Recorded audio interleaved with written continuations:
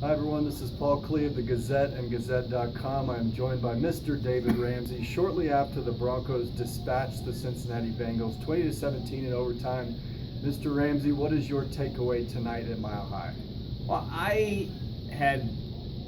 my faith was shaken in Brock Osweiler, along with several million other Bronco fans. I really liked him in the second half tonight, and one thing to remember is Osweiler has been his best against the best. Against the Raiders, well, not so much. Against the Chargers, okay, not so much. The Bears, same thing. Against the Patriots and the Bengals, two teams the Broncos could face in the playoffs, he was fantastic in the second half. That's big. That's big. He was clutch, and he carried the team. So, I mean, I think I guess it's obvious to me, it's obvious to everybody. The Broncos have found their starter for the rest of the season, the quarterback.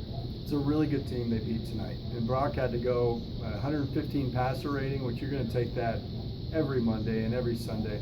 I think what stood out to me is that's now 3 AFC playoff teams the Broncos have beaten in last-minute ways. They beat the Pats in the snow and the cold here in overtime. They beat the Bengals in overtime tonight.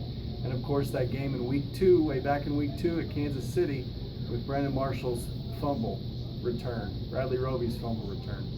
So they're in the playoffs, and that's, I think, with this team, probably as good as you could expect because they have a lot of issues. We'll see what happens. And this team, we'll agree on this team is built for the playoffs. It's a defensive team. It's tougher and nastier than the last few teams that have gone to the playoffs. Sounds good. This is Paul Klee with David Ramsey. We're going to see you back here next Sunday where the Broncos can clinch a top 2 seed against Phillip Rivers and the Chargers. Thanks a lot.